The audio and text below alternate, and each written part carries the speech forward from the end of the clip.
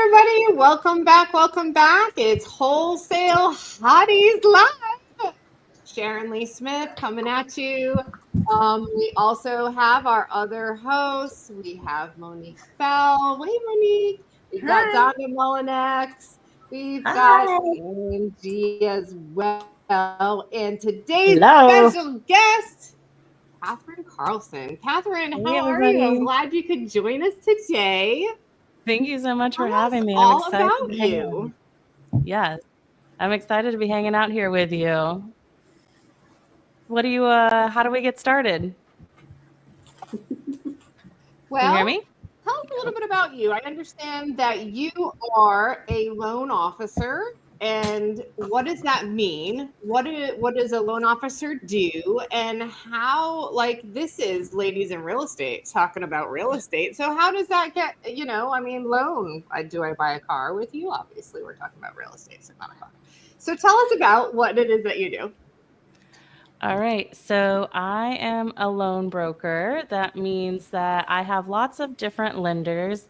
And it just so happens that all of my lenders are private capital groups, private individuals, family offices, things like that. So I can help if a real estate investor is fix and flipping and they have a consumer who needs like a VA loan or an FHA loan or something like that.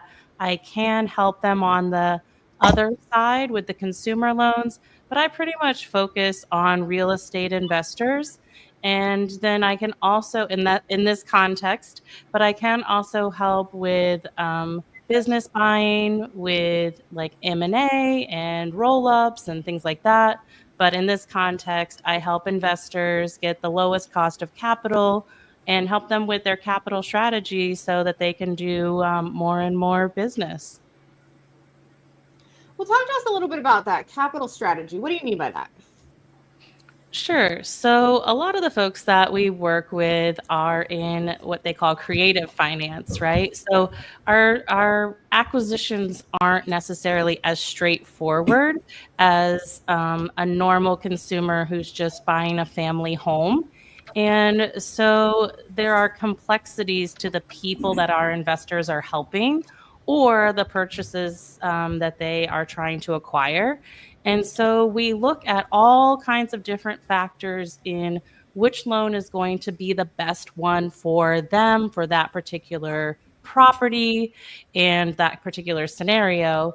And so with investors, oftentimes they'll have two, three, multiple properties that we can look at different scenarios and see how they all interplay versus just looking at one individual property. And so that's kind of where the strategy part comes in. Or if you are trying to acquire and do a different type of what they call exit, then if you are exiting differently and you have a different strategy, that might impact what type of loan you need. So all of the input, all of the factors, and then I help find the right lender for that specific scenario. So you have lots of lenders at your fingertips, you don't just work for Wells Fargo. No, and I don't work for any banks. I work for all private capital, and I have lots of different lenders depending on what someone needs. So if someone needs, they have a lower credit score, I might go to a different lender. If they are doing ground up construction, that might be someone else. And so, depending on what they are bringing for this particular time, they might bring different loans different times. And so, it might be a different lender. So that's where the brokering part comes in is I've already started working on all of these relationships and I just make it really easy for them to get the capital that they need for their project. So you're like a one-stop shop. Yeah, that is my goal is so that an investor, no matter if they are investing in co-living today and multifamily tomorrow and a business next week, that they can just come see me and I will help make it easy, frictionless, and as fast as possible. There are some actual things that have to take place, like appraisals and credit checks and things like that that may be outside of our scope or outside of our, like, I can't control the timelines on all of those things, but I do as much as I can behind the scenes to help speed up the process, hold the borrower's hand, and help prepare them for what's about to happen and give them all the insight so they know and they're not surprised by any of the steps in the process, because it's amazing some of the things that I've heard that people get to closing and there are things that they don't know about their loan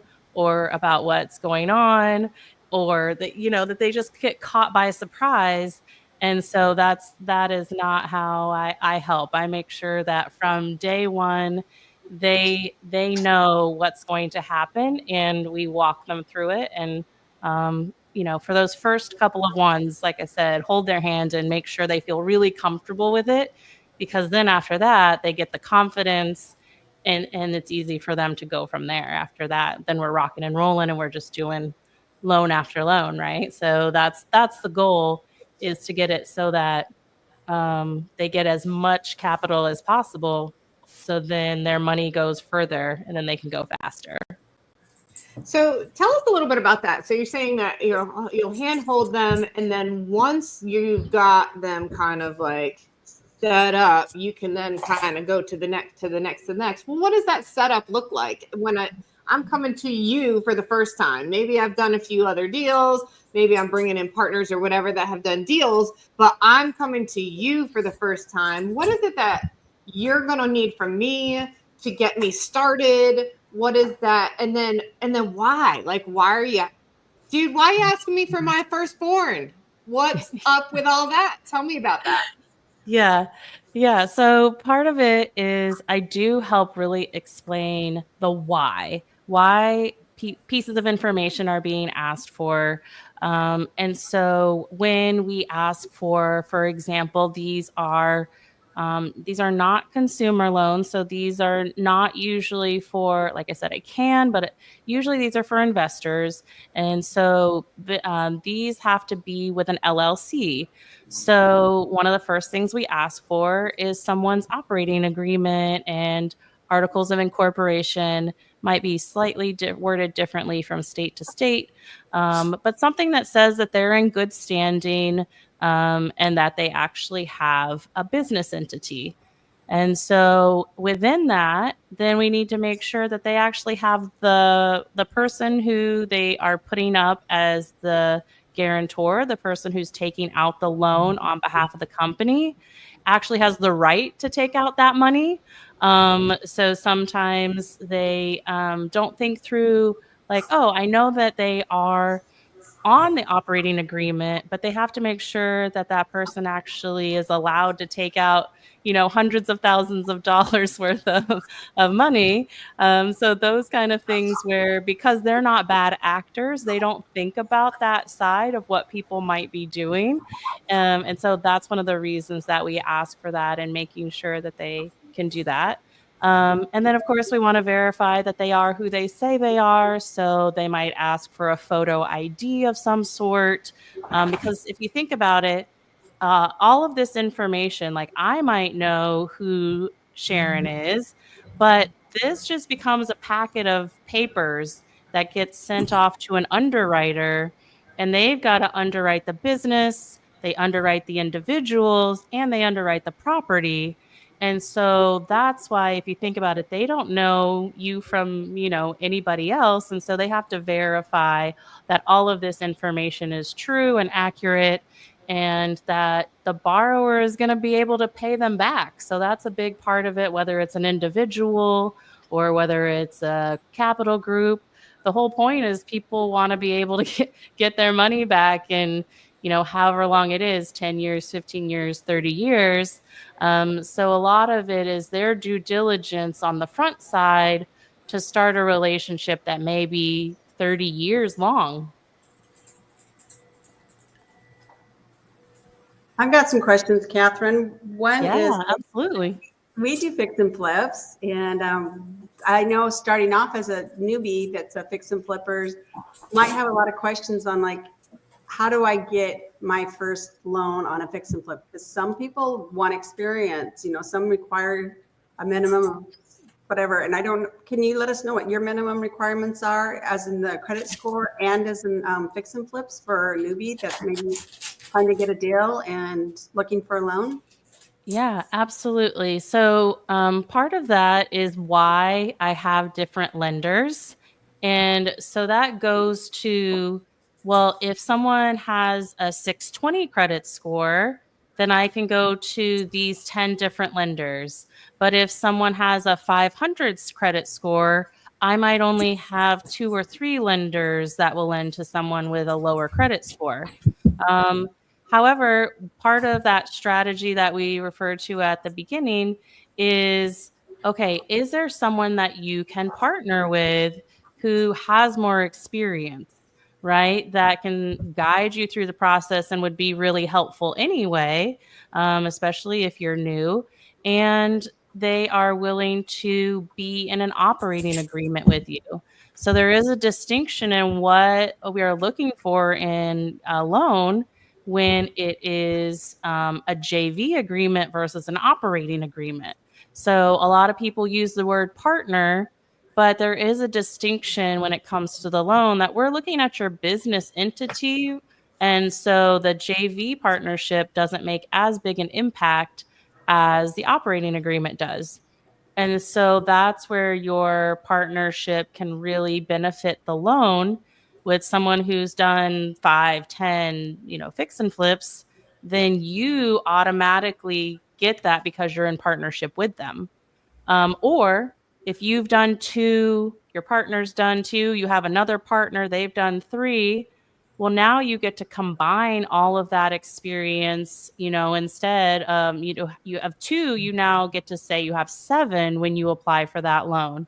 And so all of that makes it like the lender feel more secure.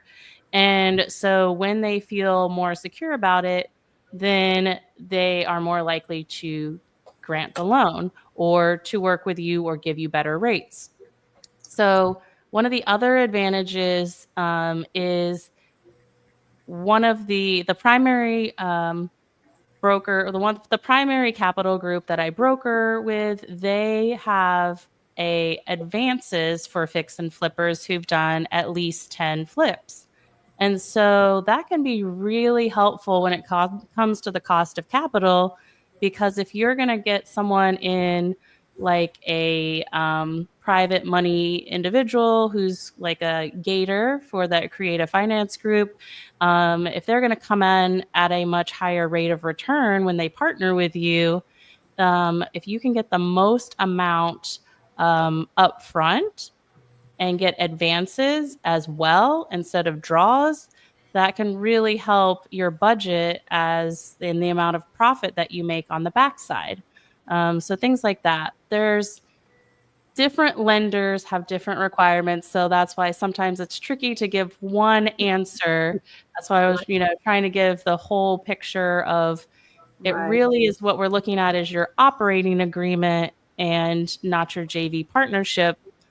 When it comes to credit scores, that's again where we would go to different lenders. But oftentimes they're looking at above 600 is preferable, but we can find people who will do anything usually in the 500s and above. But the higher your credit score, usually the better the interest rate that you'll receive. And one of the things that we do is we have one person who says, you know what? I raise my hand, like I will put my name, my credit score as the personal guarantor. And so when they do that, if you have a 620 credit score and they have an 800 credit score, we can base the loan based on their 800 credit score. So that's where the power of the partnerships can really come into play. And that's what I help walk people through when they're trying to decide how to set up their business and their organization or how to apply for the best loan for them.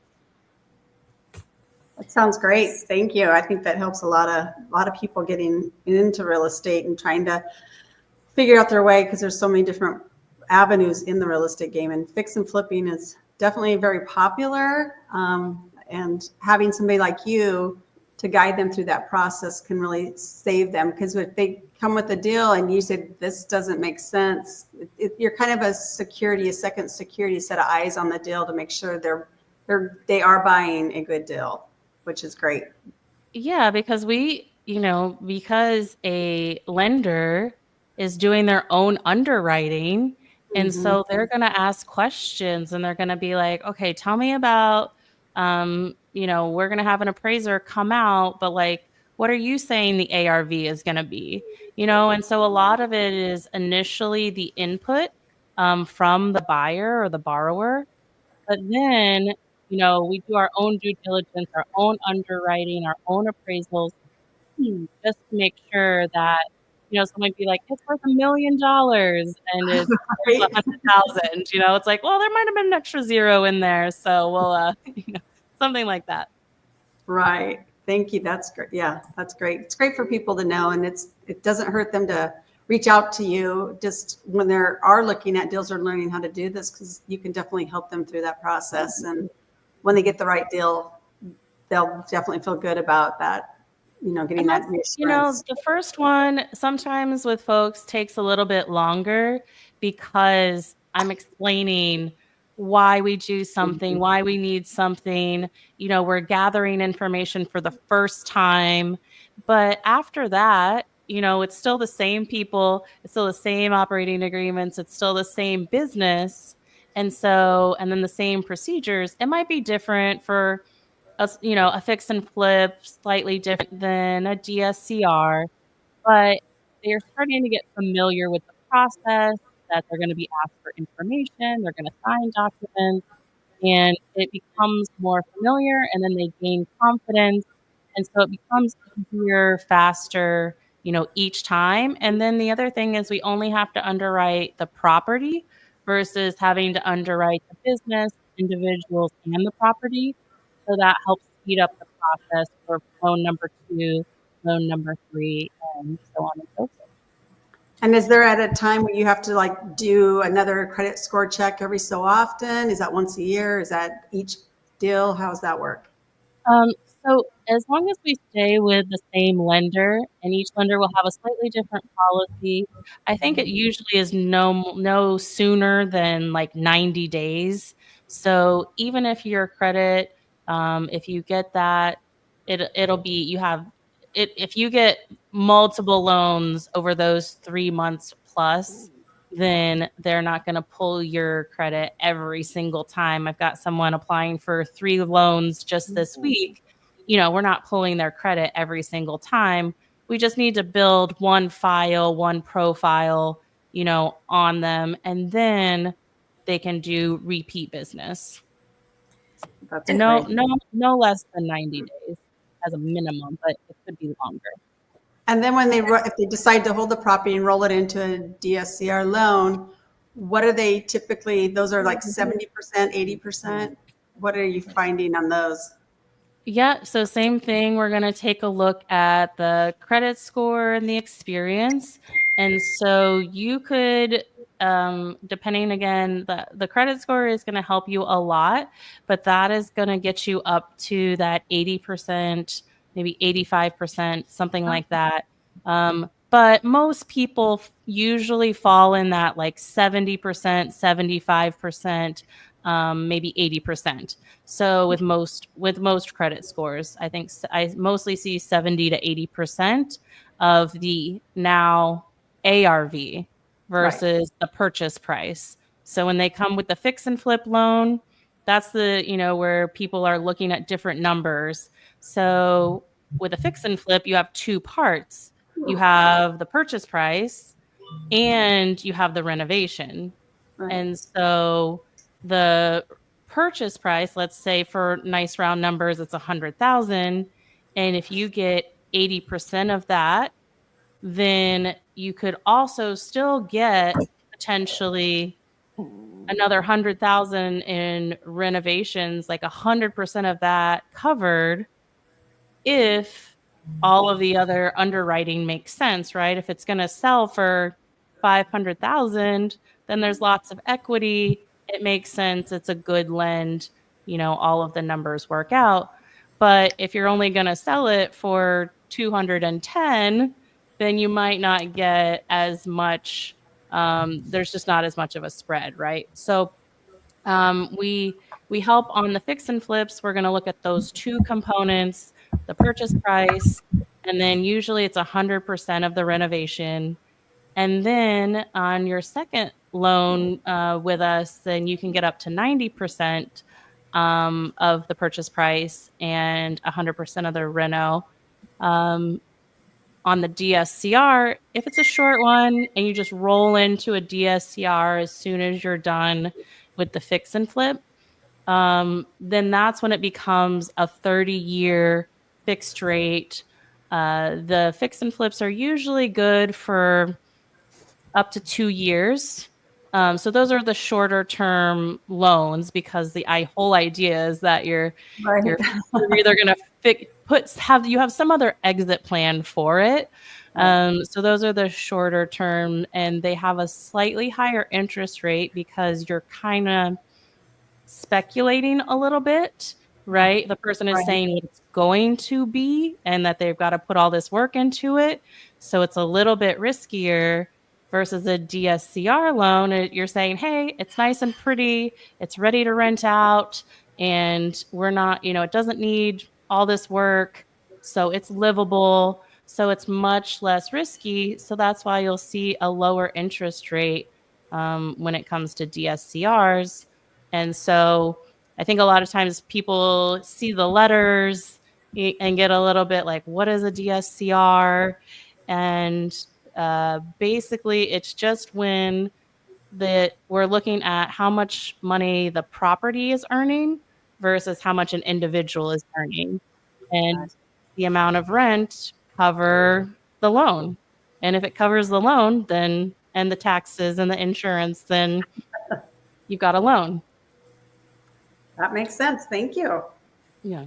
And you mentioned, Catherine, that a JV agreement, is that something which is a joint venture agreement, is that something that you provide, that type of agreement? Or do you just kind of let them put their own joint venture together agreement? Do you have a form or a template or something to use? So we don't. We are mostly collecting the information that people have already done. They've already, got their partnerships. And so we don't actually need the JV part. We only need someone's legal business entity. And so that is what we are looking at is like, we're verifying that they have a business in good standing and they can actually, the person who's guaranteeing the big portion of the loan is actually allowed to take out the loan. So those are kind of what we're actually looking for. We don't need we don't need the JV part. Okay, got it. That's great to know. Yeah. Also, you talk about creative financing and how you have different ways that you can creatively help get investors qualified. Is the lenders that you work with, you have a big enough, do you have a big pool that also utilizes maybe the business bank statement loans? Oh, yeah. So there are different ways that if someone does have a business that they want to show 2 months worth of their bank statements and verify their assets, then we can go that direction. We can also do loans where you don't have to verify your assets, but then they would ask for reserves. And so reserves are where they say, you know what, we don't want to show any of our financial like backup to this or our personal statements, but what we'll do is we'll put 6 months of the rent into an escrow account just so you know that if something goes wrong, we'd be able to pay you back on this loan.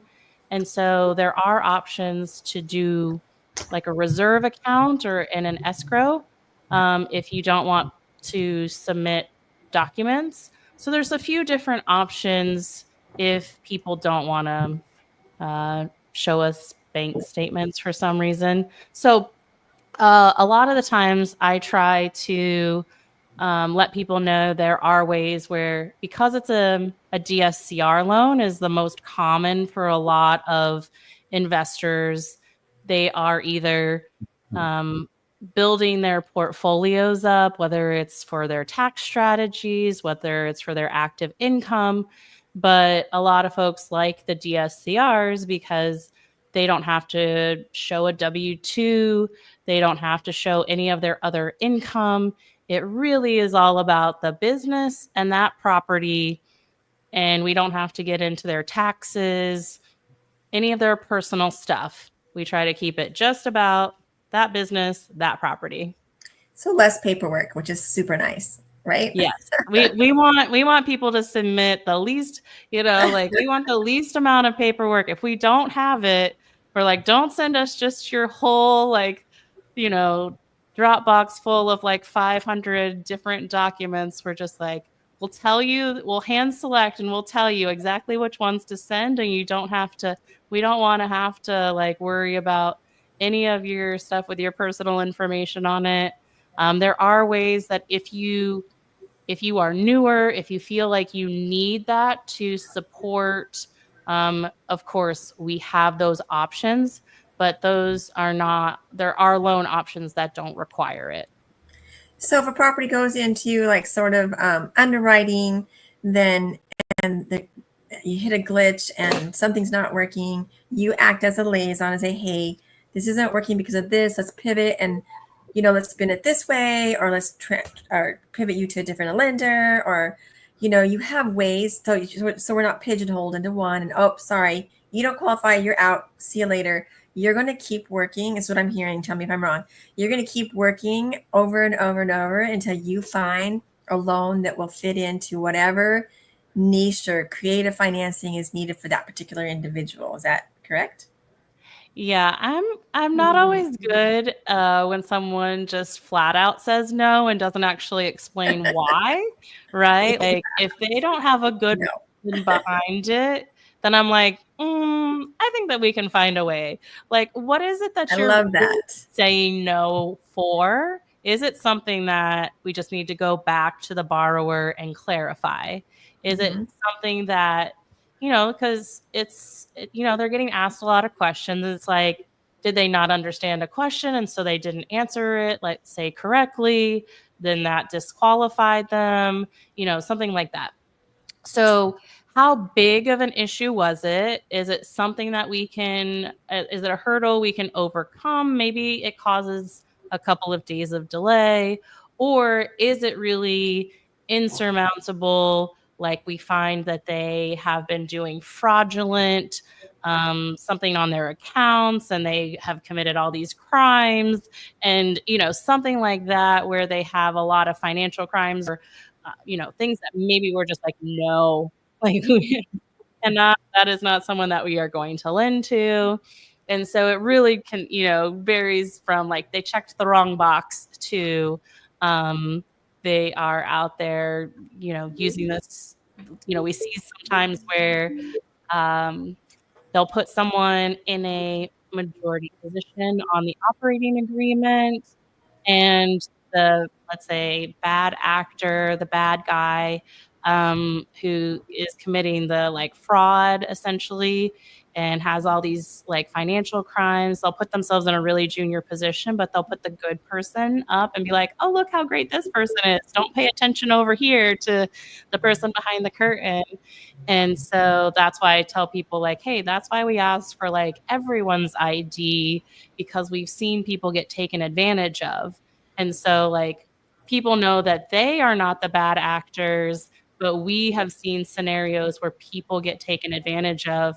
And so some of these hurdles that people feel like they're going through all come from somewhere, from someone. And a lot of times it protects them. It protects their business, because you don't want someone like, I know the name of your LLC. You don't want me to be like, oh, hey, I'm Catherine. I would like to take out a $500,000 loan, and this is the LLC name, right? It protects you as well. And so I try to help people understand from the other side that this helps them, and it helps make sure that everything is above board. But it can be a lot of steps, and it's not difficult. It's just lots of little things.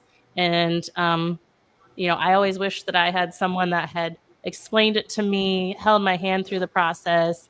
You know, don't just say no, like you said, but it's like, is there a way? And so I was talking to someone I'm an owners club with Pace Morby and Jamil, and we were at a retreat in Boston recently, and there was someone else in owners club, and they were saying how they like to take these really difficult scenarios where people are underwater and it just seems like there's no way out for them, and really figure out how they can help people. And I was like, I kind of feel like that too, because a lot of times these are very by the numbers, they're not in the creative world. They're not trying to find solutions. They're like, does it meet this criteria? Yes, no. If it's no, move on, right? There's not a lot of development, creativity, holding hands, walking people through the process.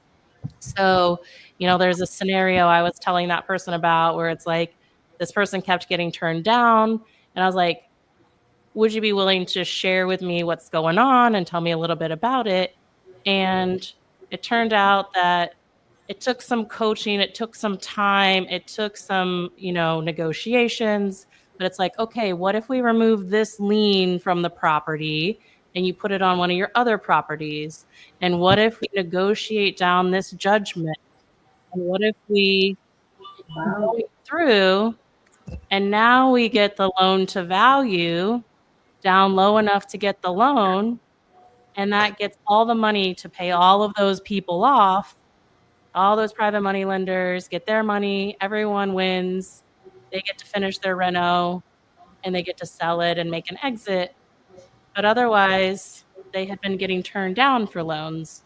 So that's where the difference is, where it does take a little bit more time on their side. It takes more effort on their side as well. But that's where understanding what some different options are and why and what lenders are looking for helps me say, this is important, this isn't important. Let's focus our highest leverage option here. Let's focus on this. Let's get this removed, and then you'll be lendable. So that's what I help people figure out. I love that. I think that's super amazing and super needed. And I think people are missing out not to be able to tap into that. I know that I've had several loans, and I have had worked with several people, and some will do that and some don't. And right now I've got a guy I'm working with who's amazing with that. He knows how to pivot and how to change things and how to reword things and make it work for the underwriter, but he's so busy. I'm having a tough time I might have to call you actually, because I got some loans I got to go through, and it's taking too long. But he's amazing with the way that he can spin things too, because those underwriters, they're behind a desk and they don't necessarily see everything that we're running through and we're doing as investors, or just trying to get a loan for something. So it's super nice to have somebody there who's knowledgeable. That you understand that whole back end component and how the underwriters work, what will fly, what will not, and then how to kind of turn it around and say, hey, well, maybe I put a word in the wrong place and it should have been here even. So it could be that simple even. And we need to change that because that person didn't understand this. They're understanding it a different way. And I need to be able to get them to understand it so these people can get their loan through, because it is a pretty good property and it should be done. And there's no reason it shouldn't be, type of thing. So I love that. And thank you for that explanation, because I think that's very, very, very needed in the community and in just lending in general. Thank you. Yeah, thank you. I know that it's not something I saw. I know there are people out there who do it. And I think that's also the distinction why, like, sometimes if people don't understand the process, they might stay away from it. Yeah. And I don't want that to happen. Yeah. I want people to feel like their questions, like, I am there to answer them, because then the more successful they are, the more they're going to buy more properties, the more they're going to do more like loans. And so that's one of those, a rising tide lifts all boats. And I am happy to coach people through it. and strategize with them so that they can stay in business longer and do more deals. Can you tell I us have a oh, story of one of your? Oh, go ahead, Angie. I haven't so heard from you. well, my internet just keeps going in and out, so I keep hearing bits and pieces. But you may have said this already. So you do refinances, right, as well? Yes, absolutely. So that can be, especially with fix and flippers, if people are doing the BRRRR strategy, if someone has owned a property for a short time, if someone has owned a property for a really long time, there are different links of seasoning. And so there are all different options out there. And again, different lenders have different criteria. But there's a difference between, like, say, a purchase price and the value of the property. And so sometimes what some people want to see is that there's been some length of time of like, why was it purchased at this price? And now you want out all this money. And some people are like, if the equity is there, the equity is there. So each lender has different criteria when it comes to, Okay. yeah. So because I have a property now that I'm partners with somebody and I want to get them out Mhm. because they actually sponsored us, but we've had it for over a year and a half. And so I want to do a refi. So that's something I can come to you for. Okay. Absolutely. And, I always tell people that it's kind of like going shopping, right? You want to find the one that fits you best. And each deal or each like lender has different things. So even once you go shopping and you go to one store, they have lots of different products within that store. And so within that, you find the one that's right for you. And so that's why I'm like, shop around. I'll let you know that we have like some of the lowest rates. We have some of the best terms. We can customize it. And of course, then all of the support that's offered, which can be really valuable, even though there's not necessarily that dollar for dollar. So that's where the relationships come into play and the value of being walked through the process or having things explained. So it's not just being turned down. Okay. Thank you. Yeah. So Go let's ahead, chat. Sharon. Yeah, Definitely. that's what this is all about, helping one another. So I love that. Yeah. Catherine, I want to know a story of your toughest loan to date. What? Tell me all the pitfalls, all the things. Give me the tea, girl. Give me the tea. What happened? Tell me about it. I think it really is that one I started to mention that was like, You don't have to name names. Just give no, us no, the no, no, scenario. no. That just like with all of those different, um, because it was like there were multiple judgments, there were taxes, there were, the tax liens, there were multiple private money lenders, so it was all of these layers and each one played a factor, but it was like understanding what the goal is and understanding what made them lendable. And so working backwards, it's like, what is the goal? And so that was probably the most complicated because there were so many factors and so many pieces of the puzzle that had to come together in happening simultaneously.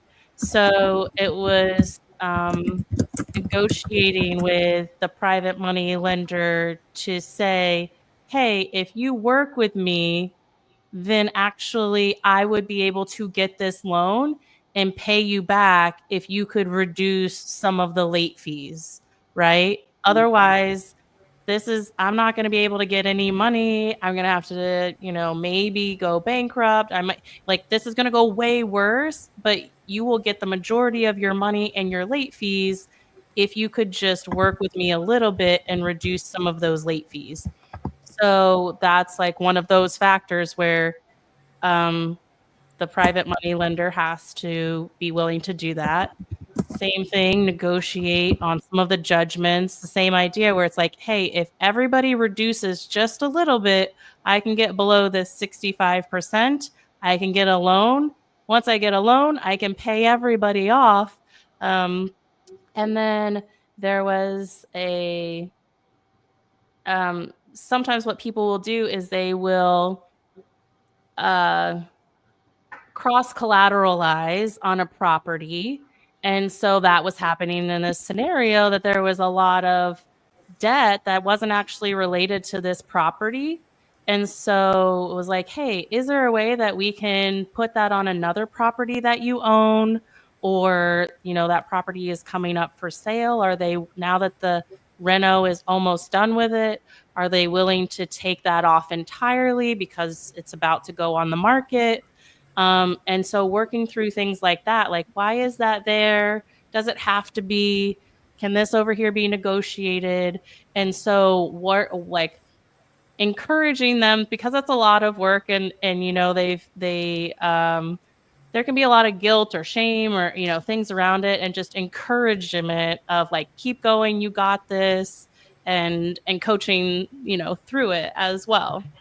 But that's been it takes a long time, but it's really awesome to see when they get to the finish line and can see like all of this hard work pay off, and they actually can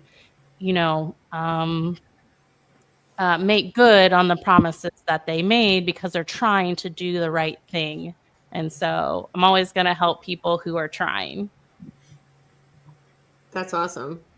Yeah. Tell us what's next for Catherine Carlson. So many things. Starting to look ahead to 2025, right? And Yep. I have joined a mastermind or a coaching program for private money capital raisers. And so one of the elements of being that one-stop shop, that I would love to partner with someone who is a capital raiser for long-term. So I know a lot of folks who will do transactional lending. I can help with transactional lending for large deals up to right now. We've done up to 55 million, but I tell people I'm always willing to try for more. And then, so feel good with that double close, EMD, things like that. Anything that is short term. Got a lot of folks who love to lend on things that are 6 months. And so really where the gap is, where I feel like I could really bring more value, is 12 months, 18 months, maybe even longer, with something that has an equity pledge, or something that has, even if it is for debt, some projects are beautiful, large renovations, like luxury homes, things like that. And so they just take longer to do it right and to get it sold. And so not every project can be completed in 6 months, and it can still be a very viable partnership for someone who wants to lend. And there's kind of that gap in that sense, where I need to learn now, until I can find somebody who does it. I need to learn that private capital raising. So that's next. And then I am talking to someone else about what it looks like to go into a project with multifamily as a GP, potentially as a key sponsor. And so being the key GP, and a big component of that is capital raising. So there's some elements that are enhancements, building upon all of this with capital, and exploring multifamily in 2025, and exploring capital raising. Nice. Awesome. And a lot of that has to do with teaching people too. At least in my experience, like teaching people. Yes, you have, your your 401k or IRA that your company has put aside, but man, you can take that and move it into a self-directed IRA, a self-directed 401k, a solo 401k, all these things, and use it with Catherine to Right. lend and get better, bigger returns, just the standard S&P 500. Yeah, and I think the other thing is um there were 12 months is not always really that long, right? And so that could be someone that is keeping funds in a high yield savings account, right? They might have access to it. CD. And so those ones that are 2-3 years, the retirement accounts are fantastic for those. But sometimes the ones that are 10 months, 9 months, 12 months, those still might be someone who is looking for maybe not today money, but if you do that on a rotational basis and then they come due every 6 months, every 3 months, as you lend more and more, you might have it so that you schedule it out and you almost have money coming in every month from it as you reinvest. So there are some strategies, there are some ways that um, lending can be so powerful when an individual does it. And I was looking at a lend for myself that I wanted to do private money lending. And when I thought about it, I was like, if I had enough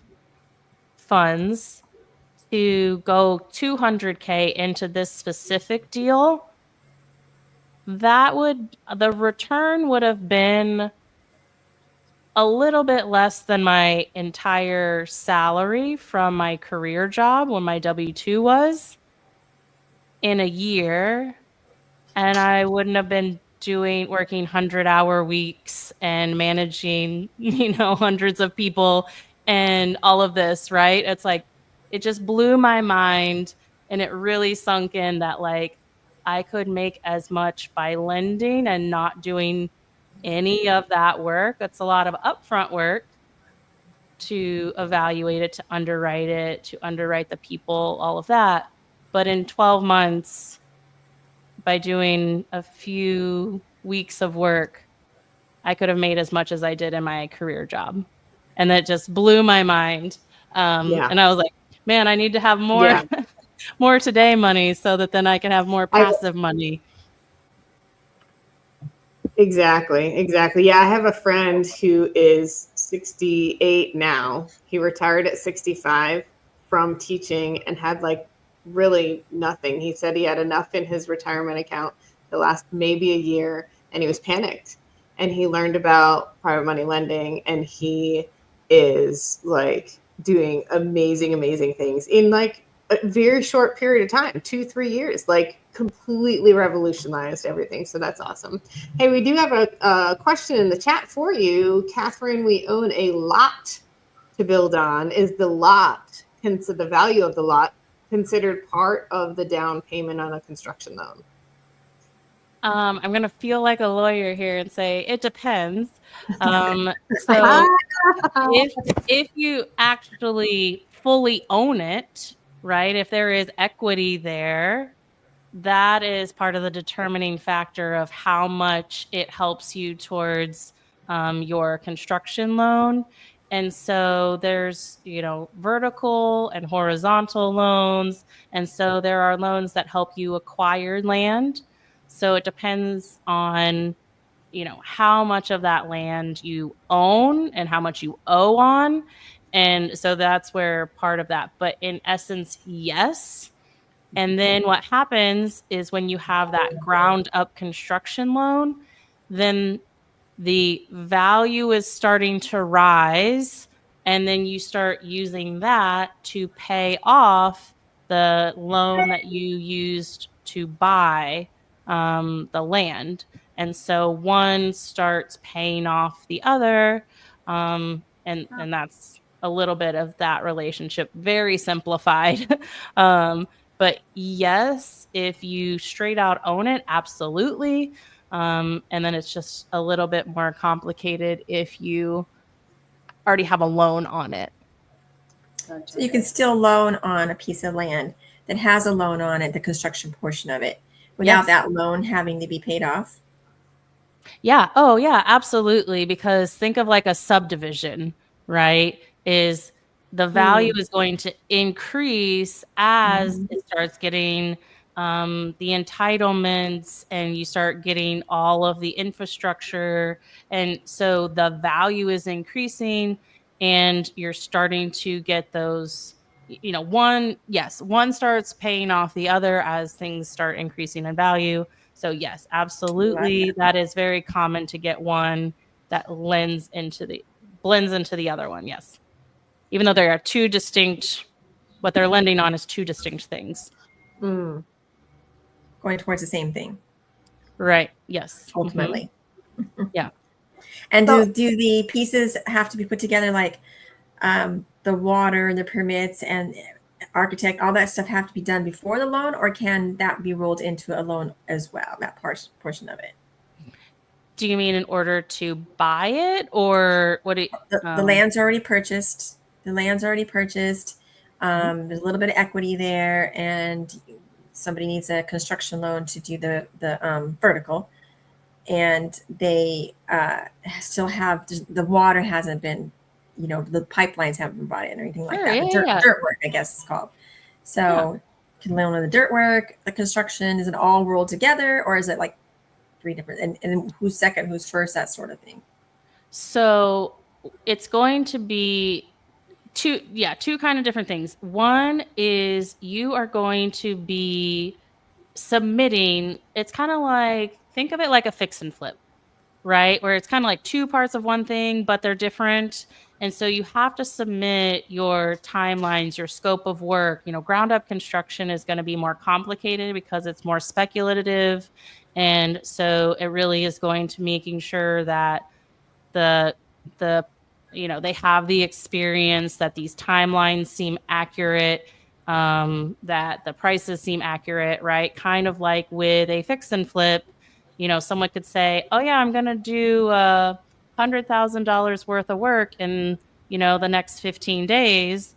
And a lot of people are going to be like, no, you're not. Like, they know that that's not a realistic timeline for that amount of work. In almost everywhere. Now there may be something, but there's certain things where they're going to underwrite it and say, I don't think that, like, please come back to us. Like, we think that this is going to take longer, whatever it is, or they don't know that there's enough, the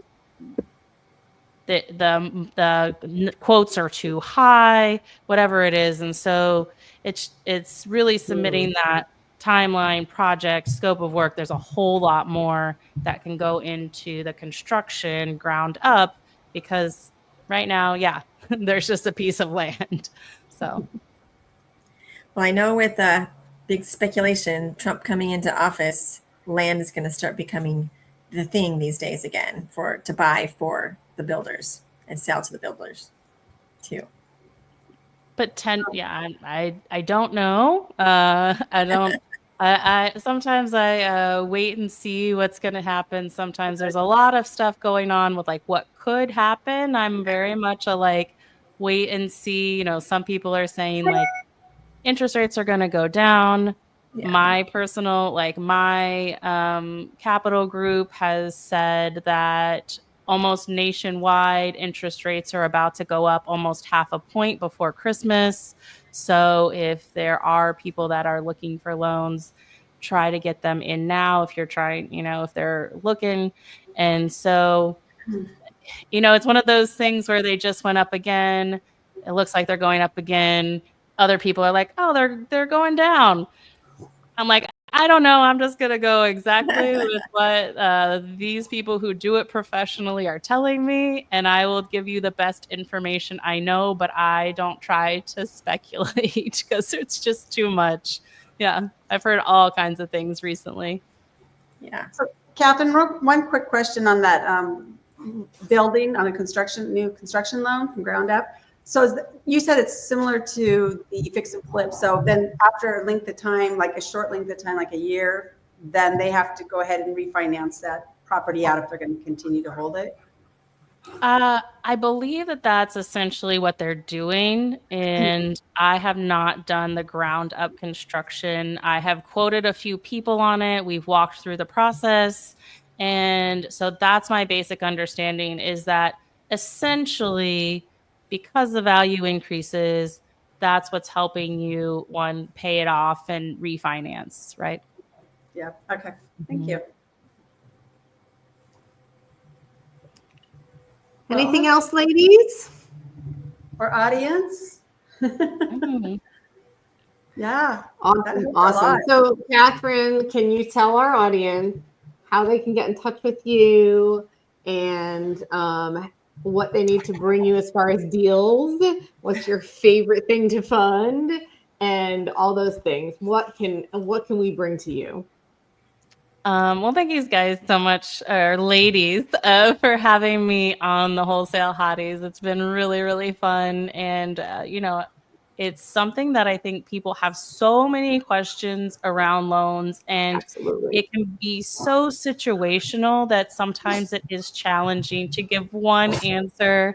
Um, and so, really, what I ask for from folks is if there's someone that has questions, that is an active investor, and they are doing deals. If there is a way that I can help them reduce their cost of capital and get lower interest rates or get more funding, and that helps them grow their business, that's what I would love to help them do.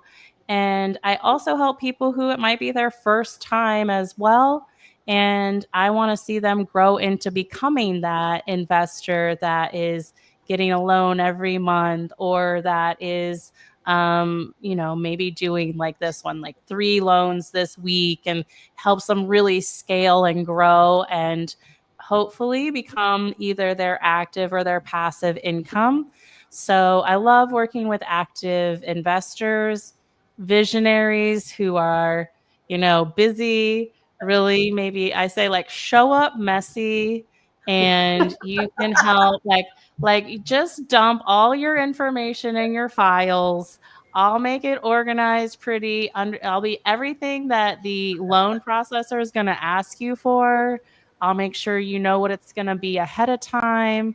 And so just start dumping it in there, and I'm just like, we'll just do a visionary package, make it all pretty for you. And then when the loan processor says, hey, do you have this? You're like, yeah, I do. Boom, send, and then you can feel really confident and really make that loan go faster.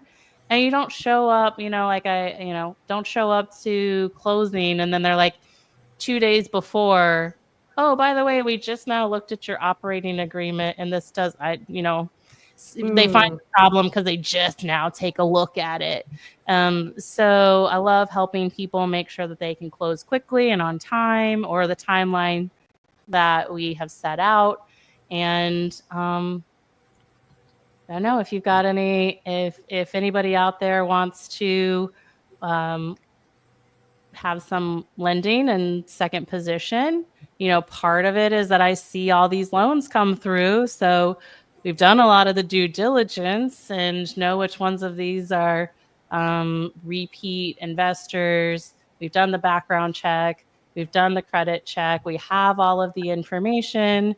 So if there are any lenders that are looking for places that they want to help support other investors, we can talk about what that looks like too. Thank you. Awesome. Love it. Yeah. Well, Thank we're you, at Catherine. the top of the hour now. Yes. So go ahead. Sorry. I was just going to say we're at the top of the hour now. Listen, to all the audience, next week is Thanksgiving, as Gonda mentioned. I think we are maybe either changing the schedule or skipping so we can all enjoy family time. But we will be back the following Thursday, I believe. So happy Thanksgiving to everybody. It's my favorite holiday. Do you know why? Because there's no pressure, no presents, and just good food. That's it. Well, it'd be nice So- when everybody say something they're thankful for before we end the show. That's a wonderful idea. So for myself, I am really grateful for, and it's mushy, right? I'm really grateful for Donda because I have been dying for this venue for months, maybe years. And I've asked other ladies to join me on a podcast and do a thing. And then one day Donda said, "Hey, do you want to do a ladies podcast?" in the chat. And I texted her right away. I'm like, "Yes, let's do it." Yes. So I'm so this is so exciting and fun for me. And I've just enjoyed every minute of it. So Donda, I'm grateful for you. Aw, thank you. Well, I was going to say I'm thankful for all you ladies because I just see a great future for this and I'm just having so much fun. Yeah, even with all the hiccups and Sharon and Angie, you guys are so techy and I love that because would be so lost. And then I have Monique who's just keeps me in line with things and she's so organized and Keeps all of us in line. I know. It's just such a great team. So you guys, I'm just feel so blessed and I'm very grateful for all of you. And I'm grateful for all of you guys as well. The Thanks. girls, ladies Yeah, as well. yeah. It's kind of funny So because I was you- going to actually say the same thing, just as grateful for you ladies, because it's not just even just it's what we're giving to the public and people out there, what we're able to come and bring to people, but it's also about internally what we're building in our relationships and having the support and having each other to lean on when we run into problems, run into situations. And now we have somebody very close that we're connecting with that we could build what we're working on and ask questions and have somebody to kind of spin off and have somebody to kind of just walk through the process with us. And then we can also give it to, the rest of the world, which is so exciting and fun. So, and Catherine coming on here and just being able to meet you and hear more about your life and get to know you better is so amazing. And I'm so thankful that, as we continue to move on, we'll be able to, new people come in, we'll be able to have these great resources to bring to the rest of the world and as ourselves as well. So, and then have these relationships that will be forever. So I'm thankful for you too, Catherine. Oh, I'm very grateful for just the collaboration, right? And I think that is something that is so special and so unique. And there really is this people are still high achieving and they're competitive, but it's not necessarily competitive with each other, right? And it's very much how can I help? And we are all on this same growth path where it's let's figure it out. We're okay with saying what we don't know and that someone out there is going to help us when we extend a hand. And I don't think that is something that you find everywhere. And so it's definitely something to recognize and realize how special it is. And so I just love all the uniqueness, all the talent, and all the collaboration. So thanks, y'all. I really appreciate y'all. All right. Thanks, ladies. Happy Awesome. Thanksgiving. Happy Thanksgiving, everyone. Have a good night. Thank you. Thanks again, Catherine. Appreciate you. Good night. Bye. Good night.